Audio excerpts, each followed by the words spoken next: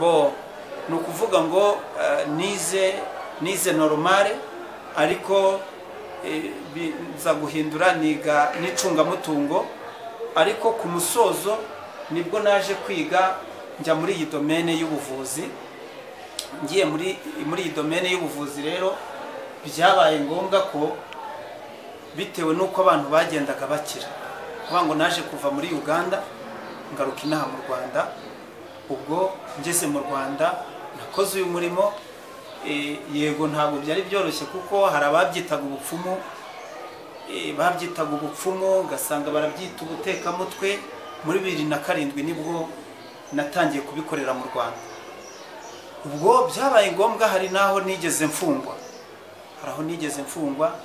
ariko biba ngombwa uko nagendaga mvura abantu bakira. Ubwo byabaye ngombwa ko noneho mbonye ubuhamya bw'abantu ari benshi kandi bangeneye cyane, nabanje gukorera i Kigali, biba ngombwa ko nzinaha mu ntara ku Kibuye. Ubwo nakoraga rero abantu benshi barakize. Ubu ngubu hari umutangabuhamya dufite waje gukira kanseri y'ukuguru, bari bagiye kuguca, hanyuma ageze muri CH ategereje rendez-vous yo kuzakatwa kaguru. Biba ngombwa ko muha imiti, namuhaye imiti arakira, ajya gutanga ubuhamya muri hôpital muri CH, aragaruka naha ku Kibuye muri hôpital ahatanga ubuhamya. Ntabwo ari abo gusa, twavuye indwara nyinshi. Naje gufata icyemezo cy'uko abantu tuvura bagakira ngomba kujya mbandikamo hano muri iki gitabo. Hano tuba dufitemo inimero z'abantu twavuye n'imiti twabahaye, ariko n'abakize bakaba banditswemo hano, abaza batanga ubuhamya bavuga bati barakize.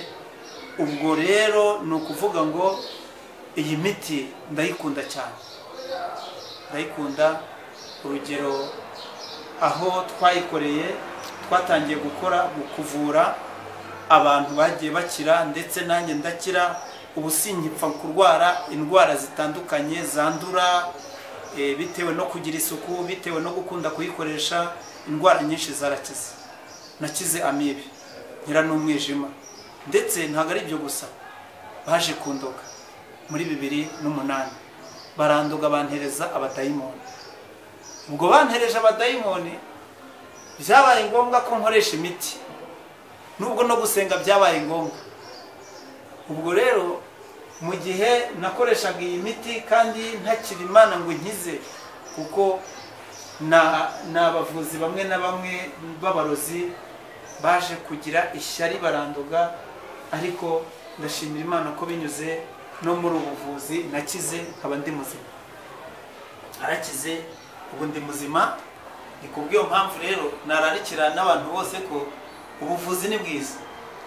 Ni bwiza iyo ubukoresheje kandi ukubahiriza amabwiriza. Urugero hano dutanga n'amabwiriza iyo uje kwivuza. Urugero hari indwara zimwe na zimwe zituruka ku myanda, turakuvura ariko tukanakugira inama yo kwirinda imyanda runaka. Ntabwo ari imyanda gusa, ahubwo haba hari n'imirire yangiriza.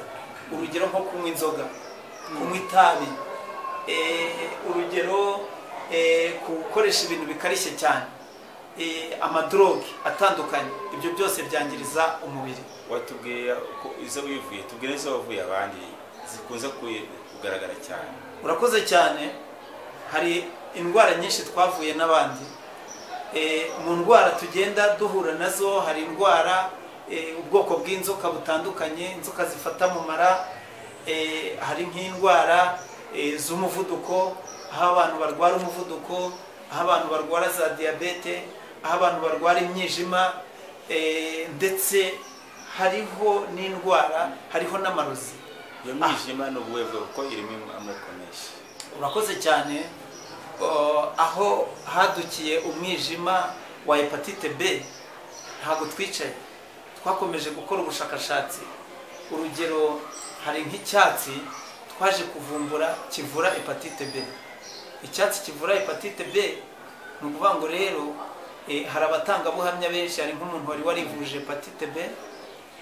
Ubwo rero biza kuba ngombwa ko icyo cyatsi tugifata turanagitera ubu ni icyatsi gifite ubuhamya cyane. uwo muti wawutwereka hano. Uwo muti iyo twasaruye ubu ngubu yarashize, ariko muri iyo miti ya hepatite harimo n'uyu nguyu nawo uvura hepatite. Muraza kubona ko ari umuti, hariho n'ifoto y'umwijima ndetse n'ifoto y'igifu ndetse n'urwagashya ndetse n'umutima n'impyiko. Uyu ni umuti rero cyane cyane ufasha kuri hepatite cyane, kuko nk'icyo kimera twaragifashe tugishyiramo hano. Ntabwo ari ibyo gusa rero, ubushakashatsi ntabwo bwagarukiye aho ngaho, kubera ko tugira n'inama abantu mu mirire igendanye n'imirire. Ni ukuvuga ngo byabaye ngombwa ko dukora composition, duhuza aya mafu yo mu bwoko ibinyampeke icyo bita cereal. Izi cereal ni ibinyampeke, ariko iyo twize tukiga inkomoko ya za vitamini, hano harimo vitamini B yo mu bwoko bwa B ya mbere kugeza kuri B12. Iyi ni vitamini ushobora gusangamo icyo bita acide folique na folate. Ni vitamini yo mu bwoko bw'ike bwa B9, ariko ifasha ku bigendanye n'ubwonko, ifasha no mu myororokere. Iyi fu yo yonyine ubushakashatsi bwayo itera igikuriro.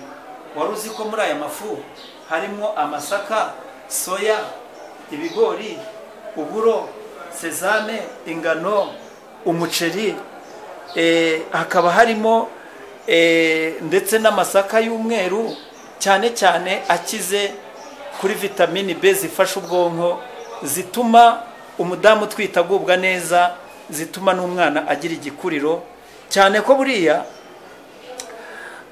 kuri aya masaka ndetse uburo n'amasaka dufitemo ubuhamya. Wari uzi ko uburo n'amasaka umuntu ubikoresha cyane, ubushakashatsi bwerekana ko ubwonko bwe ntabwo buhuzagurika, ubwonko bwe bujya kuri gahunda. Ndetse abadogiteri batandukanye bakaba berekana ko umuntu ashobora gutsinda imibare hakoreshejwe amasaka ndetse n'uburo, ndetse n'ariya matunda y'imigozi yitwa marakuca. Ziriya ni vitamini zikora mu bwonko, zikaba zifasha ubwonko gukora bwihuse no gutekereza neza, ndetse n'akajagari kavamo n'akavuyo. Rero muvandimwe, dufite ubuhamya kuri